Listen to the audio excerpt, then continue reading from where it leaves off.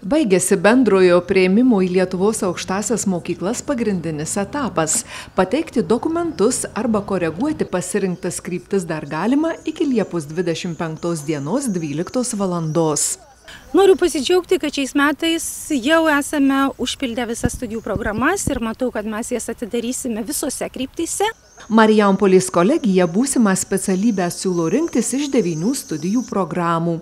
Pasirinkimai rodo, kad didžiausio stojančiųjų dėmesio sulaukia vaikystės pedagogika.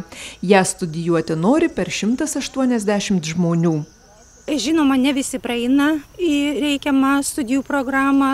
Matomai dalis studijuos ir savo finansais, kur nebus valstybės finansuojami, bet populiarumas išlieka didelis ir tikrai sudarysime 2 grupės ir žiūrėsime toliau, kiek bus praeinančių studentų pasiekusių praeinamąjį balą ir kiek mes galėsime jų priimti. Antra pagal populiarumą studijų programa – socialinis darbas. Šios profesijos nori siekti per 150 žmonių.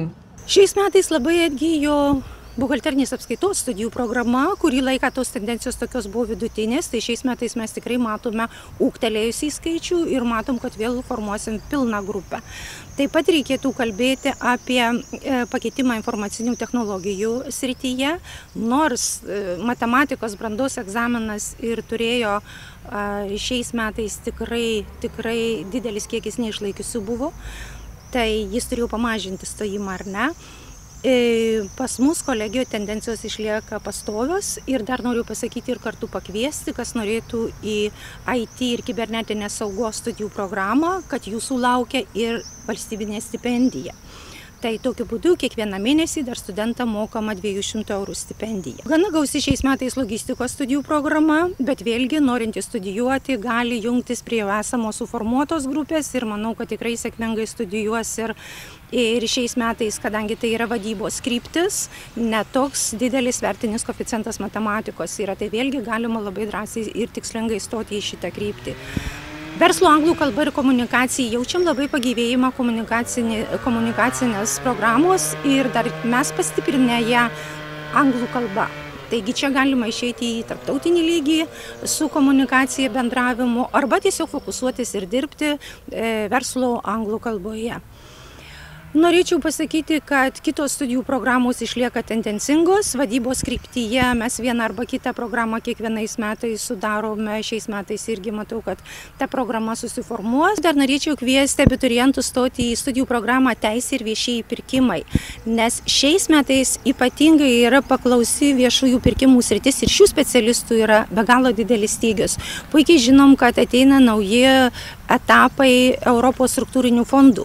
Tai šių žmonių dar labiau reikės ir jie galės aktyviai įsijungti į tas viešųjų pirkimų veiklas. Be jokios abejonės, turint studijų kryptį į teisę, jie jau duoda universalumą ir įsidarbinimą įvairiose teisės saugos institucijose. Šiais metais, atsižvelgiant į brandos atestatų, į brandos egzaminų tokį žemą vertinimą, matematikos kryptį ypatingai, Marijampolės kolegijoje praeinamasis balas yra 2.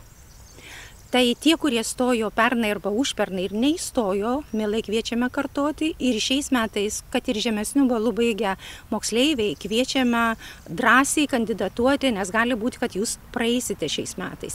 Kvietimai studijuoti bus skelbiami Liepos 29-ąją. O kam nepavyks įstoti niekur, prašau nenusiminti. Jūs iš tiesų galite atvykti pas mus į priėmimo konsultacinį centrą. Jums bus pateikta visa informacija, kuri gali būti susijusi su jūsų stojimu.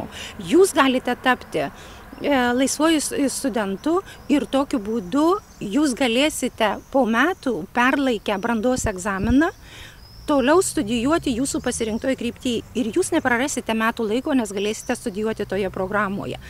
O konsultacijos brandos egzaminui pas mus yra vykdomos nemokamai. Rugpjūčio 3-5 dienomis vyks papildomas priėmimas.